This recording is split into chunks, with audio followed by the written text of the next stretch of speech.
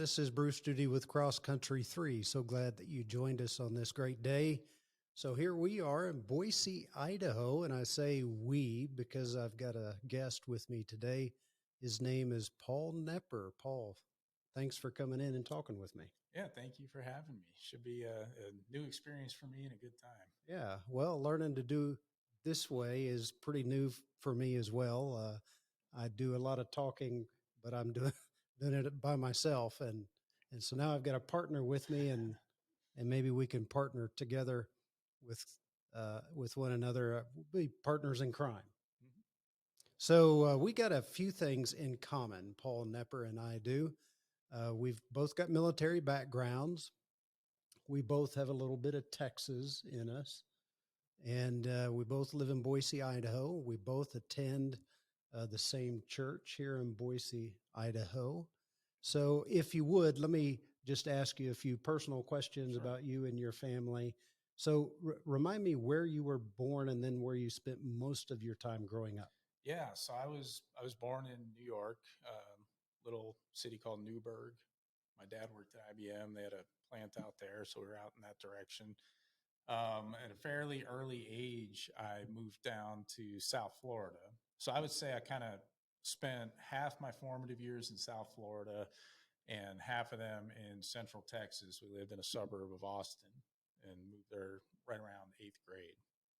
Austin, Texas. Hmm. So, that's Longhorn country. It's also a little bit of country music kind of Yeah, thing. yeah, Actually, it's pretty eclectic with their music there, isn't it? yeah. In They call Austin. it the live music capital of the world. They've got punk rock, country, everything in between. So, Disco. if you looked hard enough, you'd probably find a couple of disco Okay. places. Unfortunately. But I have not been to any, so I can't say for sure. Good, good. So Austin, Texas, you end up in Boise, Idaho. What do you think of living in Boise? I love it. I mean, it's a dream come true. We moved here by choice because we really wanted to be up here. Really wanted to be up in the mountains, up in nature. Have a little kind of buffer between us and the city. Austin had grown so big, chaotic, had all the issues that happen to a city when it gets big. And Brooke and I, my wife, watched it change from the time we were teenagers in high school up to the time we were adults and eventually left. And it was time to go. It's a nice city. Most of our family's down there, but it was time to move on. And we specifically, wanted to be in Idaho. So Yeah, that's a dream come true. yeah. We love it here.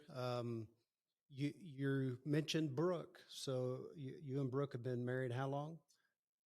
What year is it? We'll be going on 23 years Okay. this April. And how many kids do you have? We've got two. Two kids. Yeah. All right. So I mentioned military earlier. So I served time, started served time. That doesn't sound very good. It can be serving time sometimes, depending on what you're doing. So I spent some time security police in the Air Force, and then after school, I went into the Army as an Army chaplain. Recently retired as an Army chaplain, but that's not you. You were in the Navy. I was. Yep, I was in the Navy. Not nearly as long and extensive a career as you. Didn't retire military or anything like that, but I did go in. Was in the SEAL teams. Great experience. Served with some of the most amazing men I've had the privilege to work with, and it really did shape me in a lot of ways that have stayed with me to this day. Yeah, I bet. Well, that's thank you for your service, and certainly glad Boise is glad, and our church family is certainly thankful that the Knepper family's here, and you bring a lot of experience with you, and it's good to know you and good to talk with you today. And based on your experience in the Navy, your role as a Christian husband, and as a father, let's talk about some of those topics. Sure. And let's just start with maybe a little bit about being a Christian in today's world. Yep. And being a Christian in today's world, where there's so much chaos and confusion, our culture, our current culture, just seems to be wrought with with destruction, we seem to be self-destructing, and certainly being a Christian in light of our environment today is important. So, what do you think about the state of the church in today's culture? Yeah, and I think it's important in some ways to distinguish between the American church, or I call it like Western Christianity, because we're in a fairly unique position. There are places that, I mean, up until this very moment, Christians have been persecuted, martyred. We haven't had that in the West for a long, long time. I think that sets up a particular dynamic for the Western church and the American church, where we're entering new territory here for the people that are alive today. We are used to a country, used to a civilization where you hear people say all the time, right? Like, America's a Christian nation, and there's getting these big debates about it, and people go, oh, this founding father was a deist, and it wasn't really a Christian nation. Well, it was based on Christian values, even though we never adopted, obviously, a state religion. But the truth of the matter is, Western values in general are, whatever your religious beliefs are, they're heavily, heavily based in Christianity. And when we had that cohesive and coherent value system, which includes up and through the founding of our country, I think that allowed the ideals that our founding fathers put in place to flourish and do really well. And so the church could do well alongside that. I think what's happening today is we've either lost it, or we're deep into the process of losing that common value system and that common metaphysical outlook, which for a lot of people may not be Christianity, but it's a metaphysical outlook that has a moral and value system that is very similar to Christianity, whatever they want to call it, whether they want to call it, the great spirit or the universal force or whatever. It always ends up coming back to values that are shared with Christianity. And today that's been eroded a lot. So the church in America is, I think, on the doorstep of the kind of persecution that it probably has never faced in American history and hasn't faced in Western history for a very long time. It is not only not cool to be an open Christian today, it is antithetical to where our society seems to want to go, and will, in fact, if you proclaim that and you proclaim it loud enough, you will be outcast and you will be shunned, at least by certain segments of society, including some that in the past were, fairly friendly or at least indifferent to Christians, and where Christians have done very well. I think a lot of those doors are going to close, and people are going to have hard choices to make. And that's kind of where I see the church at today, is at this decision point. And you hear about it and you read about churches making these different decisions and choosing these different paths to go down. And some of them are choosing to conform more with the world and the current evolving value system. And you see what happens there. And then others are trying to stand firm against that. And then you have some that kind of take the middle path, and they'll stand firm on certain things, but they're a little more lax on others. But I think that dynamic is more consequential today for the church than ever before. We're going to have to rethink a lot of the things that we've taken for granted, not just as individuals, but churches as a whole. What is our relationship to government vis-a-vis, for example, and this is going to get me in trouble with a lot of pastors such as yourself, but, tax exemption status. What strings come attached with that and will be used against us in the future as new laws are passed? What has that kind of thing done to the church in the past? The fact that, you're tax exempt, therefore there are certain things politically you can't do. You can't advocate for particular political positions and legislation, especially not candidates. And I'm not saying that the church should get very involved in that at all. Just that anytime you get anything from the government, and this goes for Christian schools too. I send my kids to a Christian school, and they're facing the same thing, which is, to what extent can we continue to be entwined with government in terms of government giving these organizations certain benefits, let's say, and it can be tax exempt, or it can be whatever benefits the government decides to try to dish out for these things, that at one time in our history absolutely made sense and worked really well together. But as we face an increasingly hostile culture that is reflected in our government more and more, how's that going to change, and is that going to change? Right. So those common values that you mentioned earlier, and were so uh, ingrained in our nation throughout most of our organizations and institutions, to include our universities, our hospitals, where churches were lifted high, uh, the, the biblical teaching and hard work and serving and giving was all lifted high. All of those things were part of our culture, and they're so distant from us now that when you align yourself with those, the new ideology says that you are now disaligning yourself with us. The mainstream media, or whatever Right. the mainstream ideology and culture is stating, if you don't align with us now, then certainly you're that outcast. And when that invades our government, and the government begins to act not like the government was designed to act, then the church has found itself in a very precarious situation. And that I think that a lot of that became evident during COVID. Oh yeah. Yeah. COVID. I mean, what an eye opener.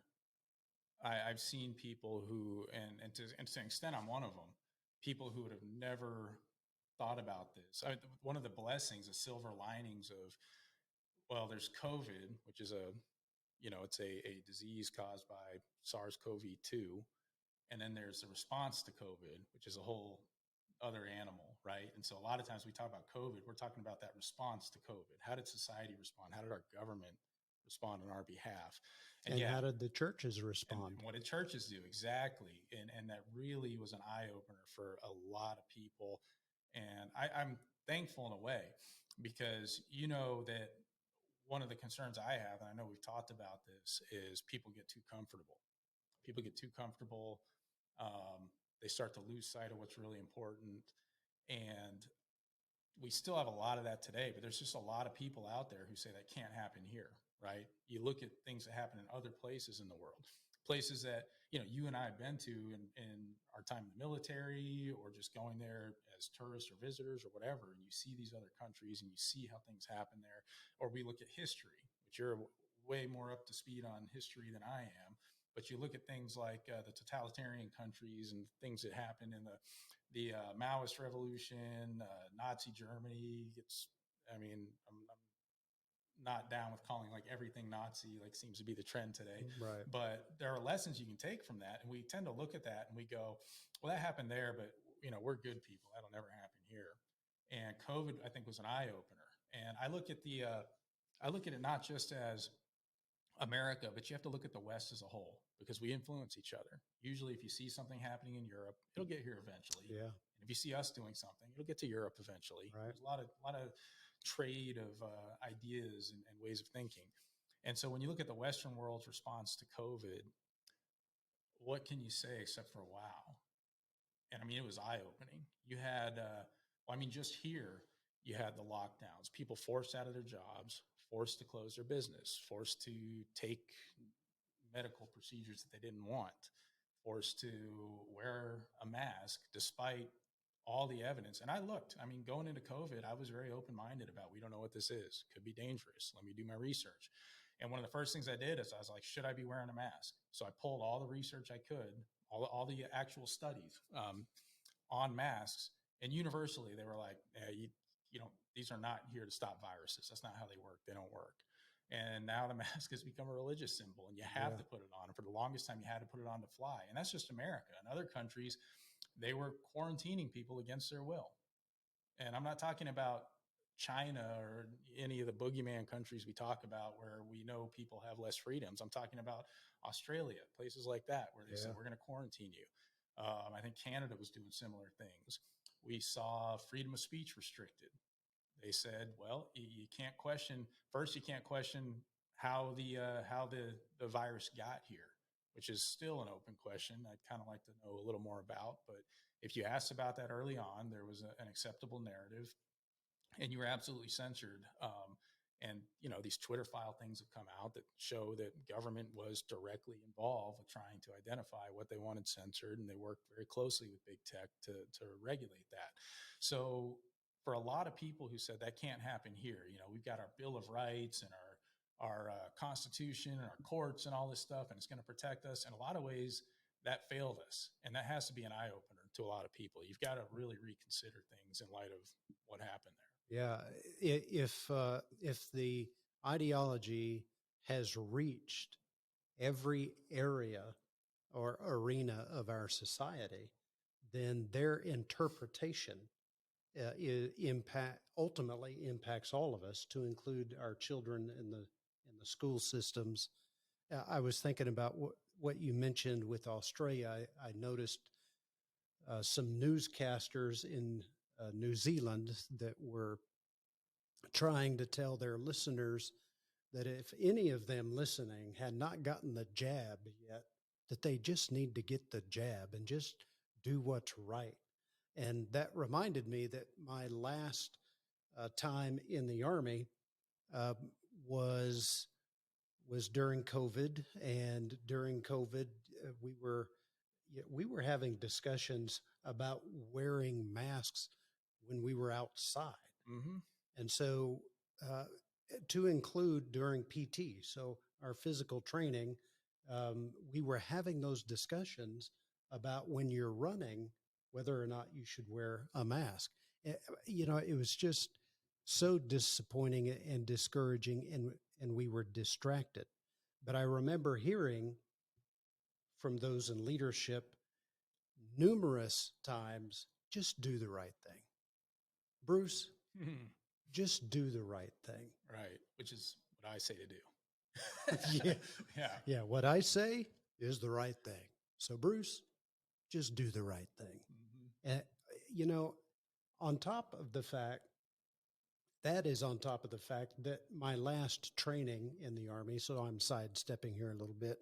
My last training in the Army was diversity and inclusion training. And there's some details there that I can give, but I'm not going to give right now because, I might get a little too discouraged and wouldn't present myself in a good light. But anyway, so let's move on to how many years in the Navy then? I just did about 5.5. Okay, 5.5 years. Did some time as a Navy SEAL. Correct. And you and I commented that we both read a book here called Stand Down. And a friend of ours got you to read that. And I don't remember where I heard about it, but I made sure that I picked a copy up. And will you just give us some highlights about what the author did in this book, Stand Down?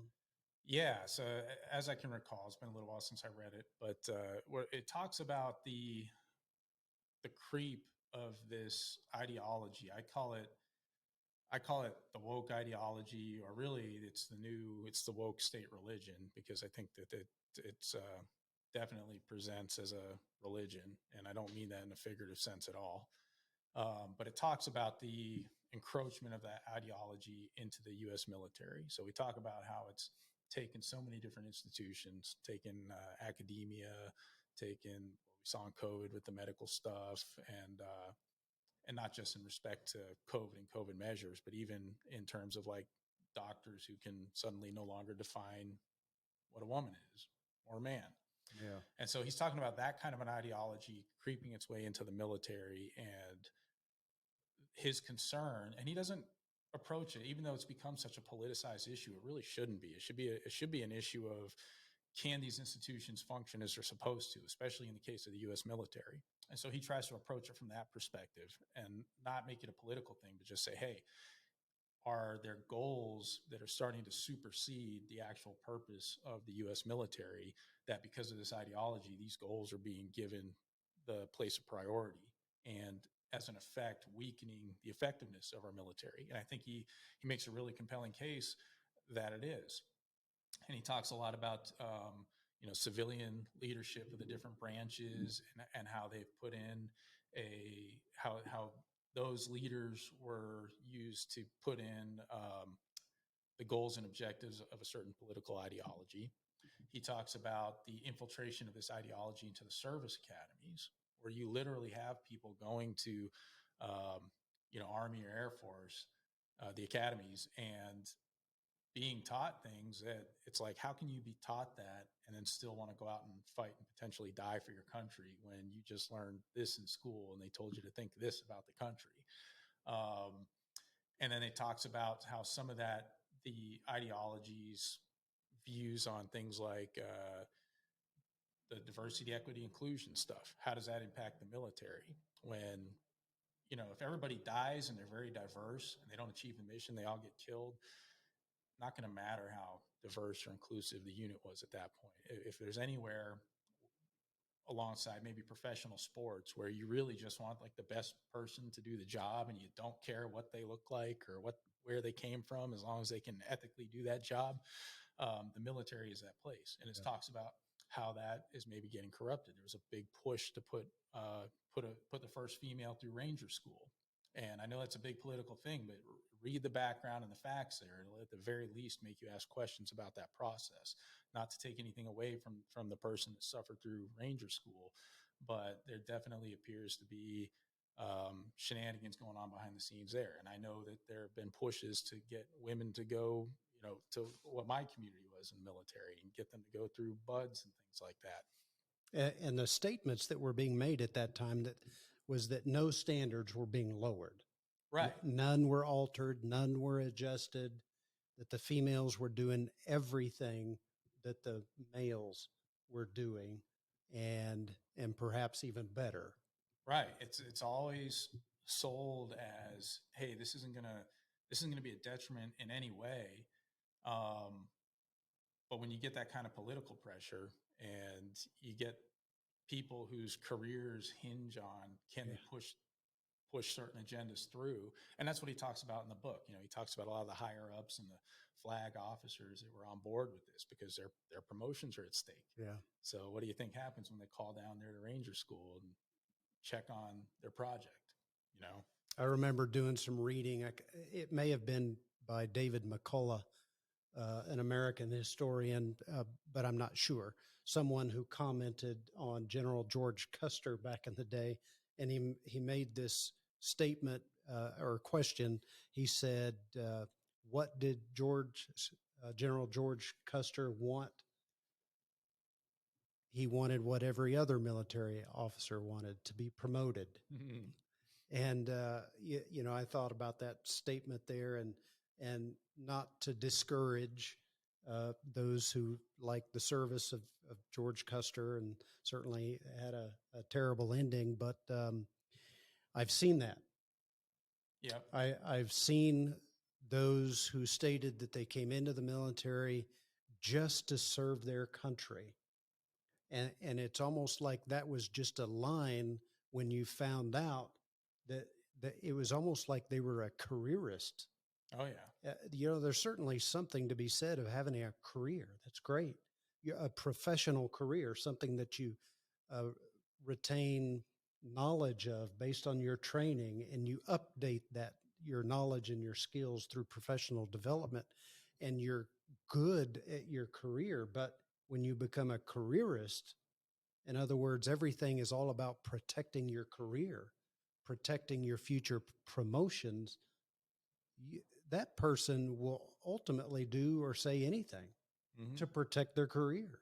Yeah, there's and not to segue too much, but to take it back to what you were talking about, challenges facing the church today and things like that. I think all of us that would call ourselves Christian are facing challenges like that, where a lot of the hard choice that I think is coming to us in the future is going to be choices between career progression, perhaps financial stability, and staying true to the gospel. And so you see that careerism. It's in the military. I was nowhere close to flag officers, but I've read enough accounts and stuff and the military reading I've done to see crazy decisions being made. But, I see the same thing happen in federal agencies which I do have current familiarity with. I see the same thing happen in corporate America, where it's easy to compromise because it really is so easy to, wear the rainbow lapel pin in June. What are you going to do? Get fired? You're going to wear the pin. Put your pronouns in your signature block because you want to get fired or ostracized or accused of something, of being a bigot and being hateful. It's so easy to comply. And that's not unintentional.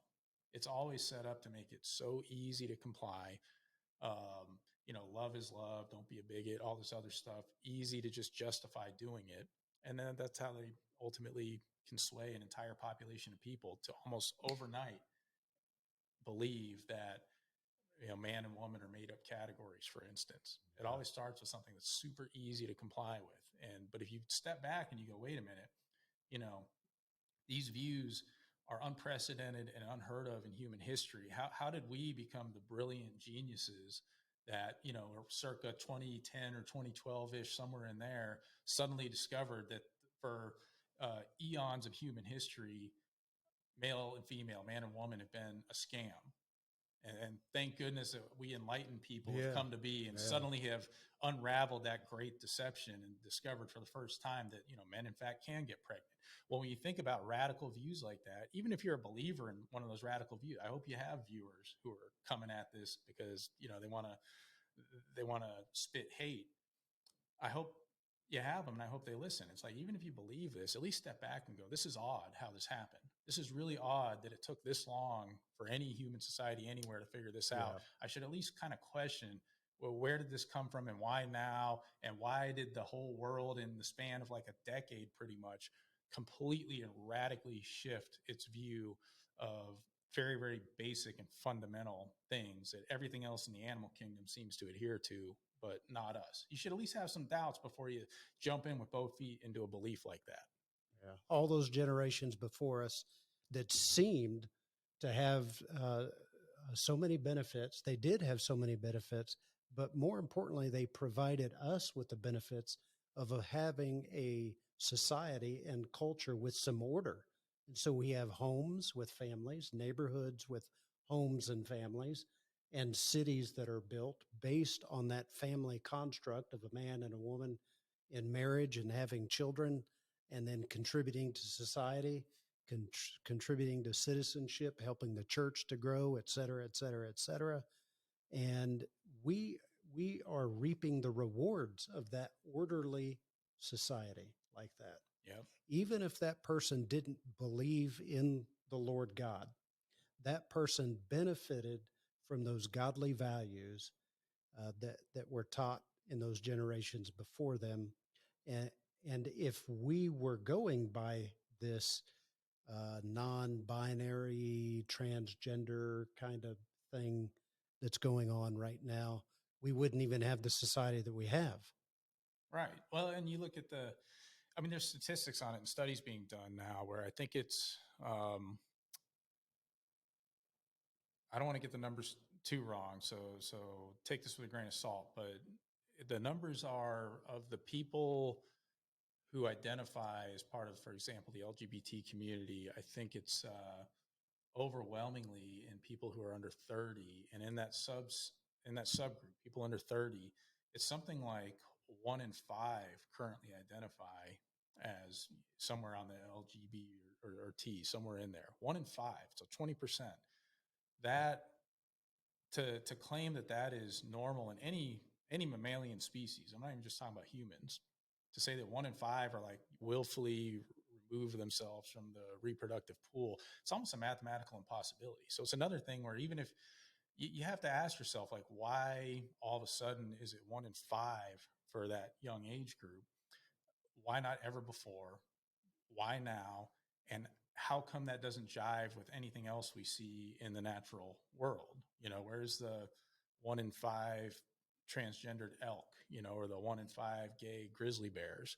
You don't see that. And again, it's people have to ask some of these questions. So there's some kind of darkness in this culture. It's not just in America, it's around the world. And this darkness has enveloped us so much that we're blinded. It's as if there's not much light left in the world. We were talking earlier, and I mentioned that in the book of Romans, chapter 1, the Bible tells us that God gives people over to their depraved minds, their depravity, gives them over to their sins after this this complete and utter rebellion against God's love, His mercy, His grace, His truth, His standards, and He gives them over. And when He gives them over, uh, He brings judgment. And when He brings judgment, it is evidenced by homosexual relationships and all the stuff and junk that comes from those unnatural relationships. And I think that's what we're in right now. I think that we are under judgment right now, the judgment of God, in that He has pulled back and He's allowing us to live in this sin that we've chosen to live in. And we no longer have that wonderful, beautiful grace of God that it was just filling us with so much goodness and so much grace and so much truth, uh, that we were protected in that. And right now it's like a free for all that is so illogical. It is so disturbing and disgusting. And it's not just the homosexual relationships, the transgender uh, stuff, assault on our society. And But I would add to that too. Sorry to interrupt, Bruce, but just it's sexuality in general. It's not even just LGBT spectrum, even though that's definitely like in your face all the time now. But you look at rates of divorce, you look at the fact that it's some huge number. I want to say like 40% of couples that get married, they cohabitate together beforehand, right? There's pushes in terms of sexual desires or perversities, what have you. And there's pushes now towards things that 10 minutes ago we would have called pedophilia.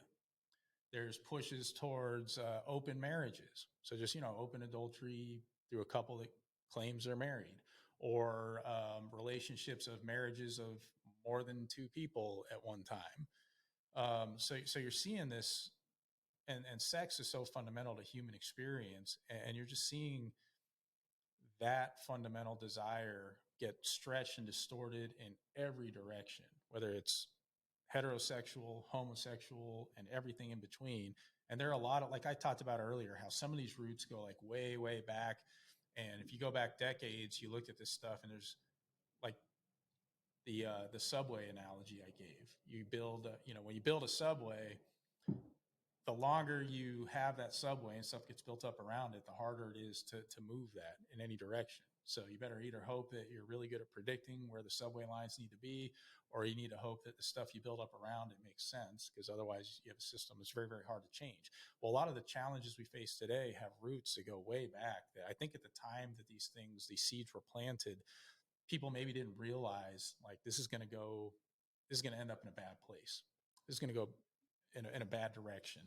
And we're starting to see that now. And so it's this sexual perversity and of all stripes, but that's really married to a culture that really worships its own desires.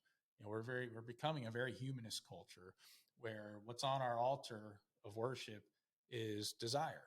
And now there's other kinds of desires besides sex, and we see those things becoming manifest and being stretched and distorted as well. But sex is certainly very, very central. And what's funny about that, as you were talking, you kind of jotted this thought in me, is I remember, when I was young, if you wanted to criticize a Christian about something, you would say, like, you guys are just so obsessed with sex. You guys, prudes and worried about a girl showing too much ankle or something like that. You're just obsessed with sex. And I feel like now we have a culture where you can look out at the culture as a Christian and go, you guys are so obsessed with sex. I mean, that is what our culture, everything comes back to that. And in a way, it's really, really sad, because it's like there's nothing else there. You guys have missed the bigger picture. You've missed the richness of experience that God created and intended. and now you're completely mired down and obsessed in this thing, in sex, more than the Christians you made fun of ever were. and leads to issues, the myriad of issues that you were mentioning, to include abortion, which is connected to all of that depravity that you just mentioned. And the battle that's going on right now, well, has gone on for decades in our nation concerning the issue of abortion, and it's manifested in so many ugly ways. Seems like I see a new picture or video every day of someone just being ugly about their belief in abortion and their right to abortion, and fighting for everyone's right, every Yeah. woman's right in abortion.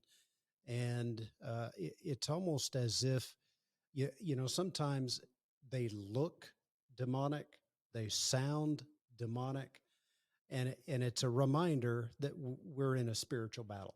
We're always in a spiritual battle. We've always been, and we will be this side of heaven. And Satan does not like losing ground. And whenever the gospel is taught, when lives are changed, well, he's losing ground, and so he does whatever he can to assault and attack, especially where we are weak. And he's certainly on the attack today. Yeah. Oh, and that's a great point too. And this goes back to what I said, like wokeness, it's not like a religion. I mean, it is the new state religion. It's the state religion. You will comply, you will profess your faith, or we're going to destroy you. And we're not full on to the destruction part yet, but people need to stop thinking that it can't happen here. That's for sure. And like any religion, you've got rituals, sacred texts, you've got priests and holy men and women, and you've got the divine. And wokeness has all of that. They have something in the place of all of that. And when I look at that just explosive reaction to abortion by a lot of people, I think that's like a sacrament in that religion, and you're challenging a sacrament. Because it's really interesting that a lot of the people that are screaming and shrieking about it the loudest and are so angry, they have never been, are not now, and never will be in a position to have an abortion. And a lot of them, in fact, wouldn't choose that for themselves if they got pregnant. But the energy and the vitriol they have behind them, because they've been sold this bill of goods that, one, they've been sold a bill of goods that being an actual woman who has children, carries them to term, loves them and raises them is a bad, negative thing. And this goes back to stuff we talked about that I think sadly, even, and I'm definitely not saying that Christians are pro-abortion or anything like that, but some of those same parallel beliefs that came out of Industrial Revolution, Protestant work ethic, and the entwining of Christianity with capitalism and Christianity with the economy are some of those same things that led to that view of what we have today, which is like, hey, women should definitely go out there and have professional careers and make a ton of money. And believe me, I'm not against that. My wife has worked at various times. I've never tried to stop her or tell her she couldn't do something like that. But what we've done is we've denigrated being a traditional mother. And as part of that, it's almost like a brainwashing. They managed to fold abortion into that and say, if you don't have abortion, then you can't have a career. You'll never be successful. And by the way to be successful is definitely to give your life to a corporation in exchange for a lot of money. That's how you're successful. You don't have that VP title or, oh man, CEO, then what are you? That's what you need, women. You need to go get that. Because we all know every man loves his job and loves working for the man and loves those 70-hour weeks and climbing the corporate ladder and feels super fulfilled. And you women are missing out. So you need to get in there and get the job the man has. And guess what? If you can't get an abortion, then you can't do that. Can't have it. And even if you personally wouldn't have an abortion, if your neighbor or your neighbor's daughter can't have an abortion, then it's as if all of you are just going to be chained to the oven forever. Like they got fed that lie and they bought it, both sides of it. Hook, line, and sinker. They bought the idea that you can't have a kid and then still do stuff besides just have the kid if you're a woman. And they bought the lie that it's this super fulfilling, the best thing you can do in life is a high paying career. And instead of helping to build that home Yeah. that God has blessed you Build the with, kingdom, right? that Of which that building a home. family that contributes to the growing kingdom of God, the building of the church, the order of society, and yeah, and look at the result. The result: Yeah. crime in the streets, relationships that are so broken, unforgiveness, rage in the streets, and and we again, I believe, are being shown that God's judgment is Yeah. on us. Well, and that's why I think the abortion thing is so contentious amongst women who, like I said, have never and will never do it. Is they bought that, and that's part of that big That's a great deception. point. Well, let's talk a little bit about uh, dreams. So let's transition to a little more personal side. Dreams. You're living in Idaho right now. You're enjoying the heck out of this beautiful state. What kind of dreams do you have for yourself, ministry, things like that? Maybe you and Brooke have some adventures planned. And if you have some of those but don't want to share them, that's fine too. Yeah, You can just make something up. it's a deep question. I got to think about it for a second. Dreams, I am really trying, and this it sounds corny, but bear with me, to really connect with Christ. It's a hard thing for me to do because I'm super analytical. I'm a Christian that if you want to give me like logical, rational arguments, I can play with that all day. It's great. But I'm really trying to experience God fully as a big goal and prioritize that. That's another thing I learned from COVID, because going through some of that stuff in COVID, it was scary. And I realized I didn't have all my priorities where they needed to be, especially my relationship with God and my reliance on Him and putting faith in Him when times were really tough. And so I came out of that, and that's really important to me. And really, I go back to seek first the kingdom of heaven, and all these things will be added unto you. Yeah. And it's not the material things. I'm not talking about I need bigger paycheck from God if I seek Him first or something. It's it's that peace of knowing that you are completing the mission. You're on the right track. You're completing the mission. And I really believe all the other things I care about, all the things I really care about in life, the things that matter, my family, being a good husband to my wife, being a good father to my children, being a good friend to you and to the other people in my life. Those are the things that I think will be added if I seek first. And that's what matters. And I don't think I can get those things if I don't seek that first. Believe me, I've tried a bunch of other ways and it never seems to work out quite the way I want it to. So that's, that's really what I'm trying to prioritize. And what are a couple of ways that you're enabling yourself to do that? What do you have some disciplines that you've put forth?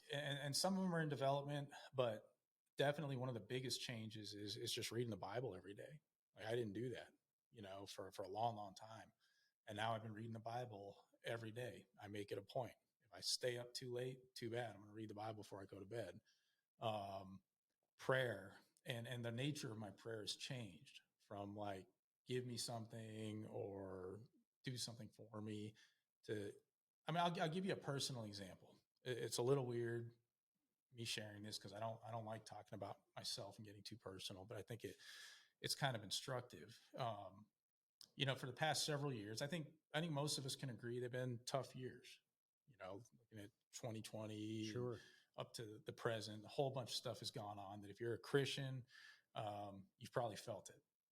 And so my habit would be to go into the new year. And I'm saying this is a little thing, but it reflects a mindset change. So it's bigger than just what I'm talking about here. But my habit going into a new year would always be like, God, this was a tough year. Like, can this year be a good one? And we make good things happen and stuff like that. yeah.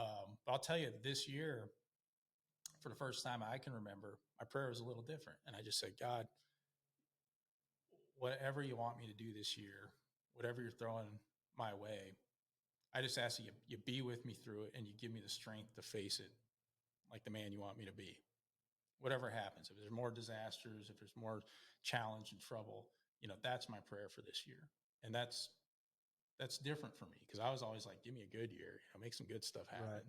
And now it's like, hey, whatever happens, God, however challenging you want to make it, and it might be, just walk with me and help me to be who you want me to be, have the character to stand up and face all of that. And so that kind of shift that takes some contemplation and meditation and reading and prayer and being in the Bible is a big one for me. Well, I think that shows some spiritual growth and maturity in your own life and the lives of you and Brooke together. God is growing you together as a team and as a family, and God is blessing uh, your kids as a result. And in that, God's just being who God is. He's merciful to his children. He's kind to his kids. He's your shepherd. He's your Lord. He's your Savior. And so in those times up where y'all live and you got a little bit of space out there, he does walk with you and talk with you. And Absolutely. he does that along life's narrow way. And he will do that regardless of the circumstance or the situation that you find yourself in. I think that all of that is just a mark of maturity, what God is doing in your life. It's obvious that God has blessed you with a lot. So you're physically strong. You've been strong in the past. You're physically strong right now, and you're mentally strong. Your intelligence, I think, is high. I was talking to Brooke one day, and she was saying that your intelligence is off the charts. She's just lying to make me look good. I appreciate it, honey. well, I think she's right. Your intelligence level is off the charts. I'm a dumb guy that just thinks about stuff. I think anybody can outthink me, but I just I just ask the questions that are sometimes uncomfortable and then think about them until I come up with a satisfactory answer. That's about it. Well, God's blessing you spiritually, and so that fullness or that balance of mental, physical, and spiritual health, I think God's just doing great things in your life. And we need men like you in the state of Idaho, and we need men like you in our churches, in our local church right now, and certainly across America. This is certainly a day that men need to stand firm in the faith, and you're doing that, and I appreciate that.